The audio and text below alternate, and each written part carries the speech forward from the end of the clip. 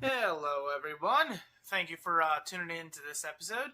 So, the reason why I'm making this episode is so it's a lot. How do I put this into words? It makes a lot more sense when I talk about colder intakes later. I was just going to jump into colder intakes and explain that in full, but I figured I'd start with engines first. Most of you probably already know what an engine is, but for the ones that are following me that don't know much about engines or just happen to run into this video, this is the basics of an engine. It uses some type of fuel and or electrical energy to create a mechanical force or action. As you can see in the description down there, it even says, an engine is some machine that converts energy from a fuel to some mechanical energy, creating a motion in the process, i.e., an engine. Now, the type of engines that are located in your car, the mass majority are going to be an internal combustion engine that you see here. Very far and few between examples even exist throughout history that are external, but I will go over them later. So there are, like I said, there's two different types of engines. Well, there's actually many types of engines out there, but when it comes to creating power, when you're talking about exploding something, there's only two real sources of it. Internal and external. External engines I'm not really going to go into. I do love a steam engine, don't get me wrong, but I'm not going to go into all that. If you want to read this, you can, but you don't have to. So, and I did that twice, of course, but here is a steam engine. You have a combustion, i.e. coal in this example, and it burns. It burns a tank of water, evaporating it into steam. Since water is more dense than the steam of the water, it expands it. That expansion goes into a chamber, forcing a piston down. That piston is connected to a connecting rod, i.e. in this case a crankshaft, which is connected to the wheel, forcing that wheel into a rotation and motion, causing the vehicle to go forward. But I'm not going to get into that very well because, well, I'm not here to talk about those engines. And here's another type of external combustion chamber, but you can take a look at this diagram if you want to pause it right here. And that's up to you if you want to do that. I'm not going to go into that. Here's the engines that we're talking about. A typical, what's called four-stroke combustion engine. If you see here, you have, in diesels that are a little bit different, they don't use a spark plug, but I'm more specifically talking to gasoline. Mostly because I like gasoline the most. I don't think it takes anybody, a rocket scientist, to figure out that I like gasoline over any other fuel source out there, whether it be electric cars, diesel, propane, you name it, I love gasoline. It's just a great source of power.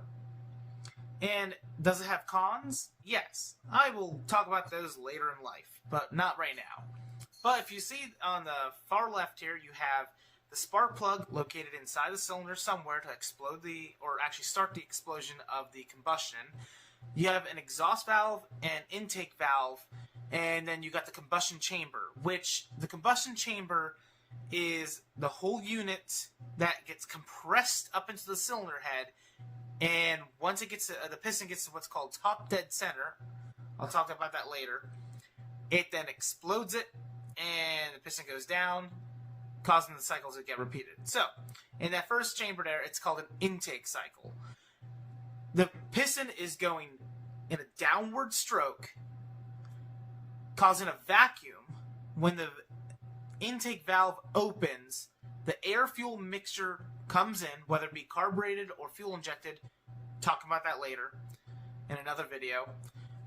When it gets all the way down to what's called bottom dead center, the valve will close, and then the piston's going to start going on an upward stroke, compressing the air and the fuel mixture together.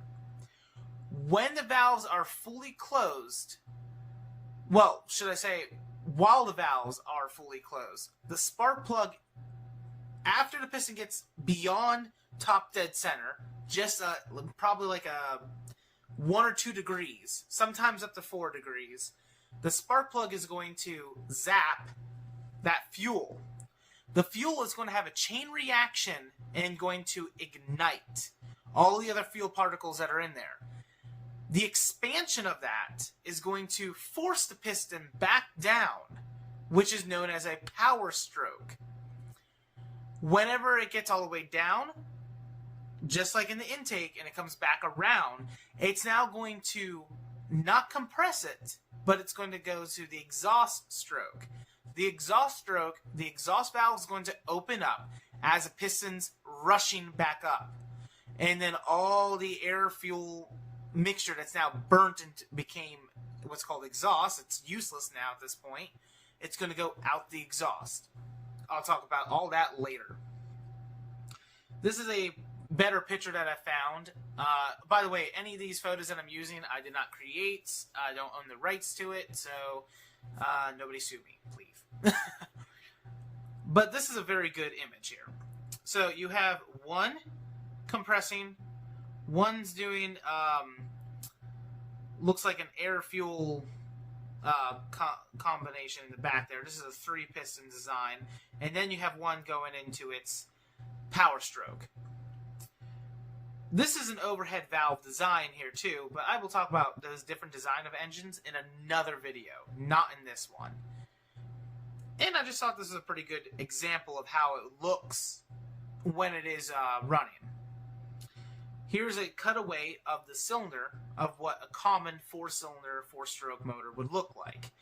And you can see you have companion cylinders. What a companion cylinder means is it's 2 cylinders doing a similar act at the same time. If you see the 2 in the middle, they're both on the lowest portion.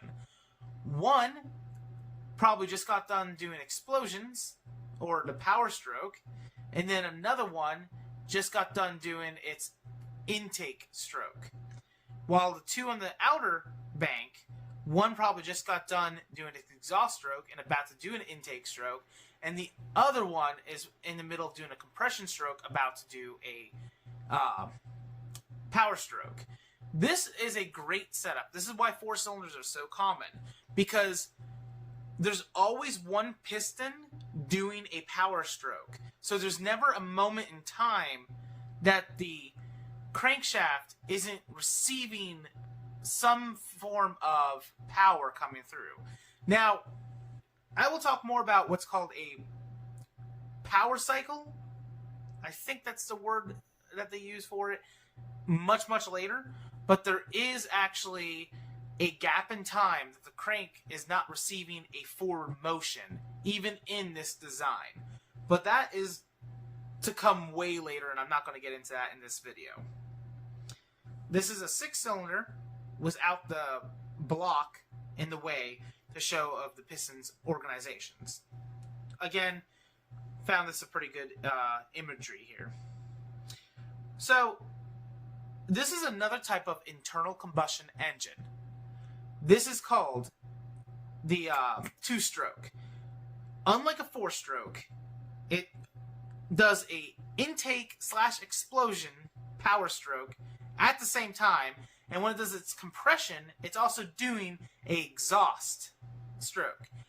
I don't understand these well enough to go into them, but they are pretty cool. And I will talk about the Wankel rotary motor in another video. I hope you guys enjoyed. Have a wonderful day.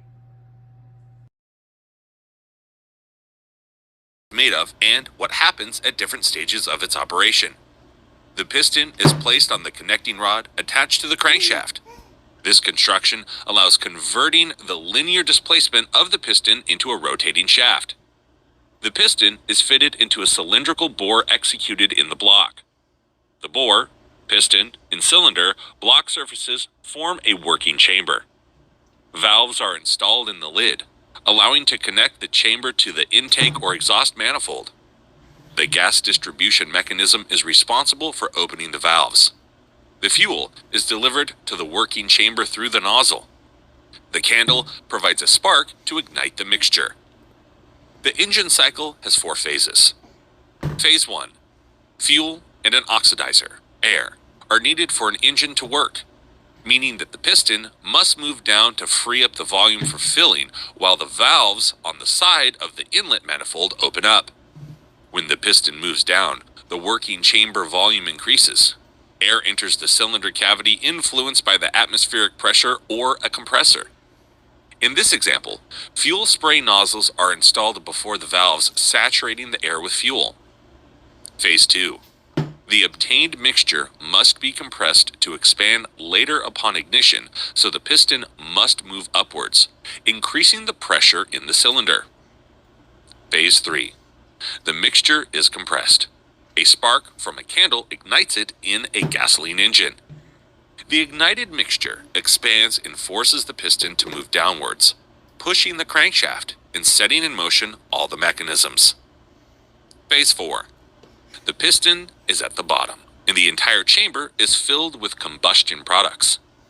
So, the piston must move up to displace gases into the exhaust manifold. The valves on the exhaust manifold side should open at this moment. When the piston is at the top, the first phase begins again, repeating the cycle. So, it turns out that the piston rotates the shaft only for one part of the cycle. The shaft moves the piston the rest of the time.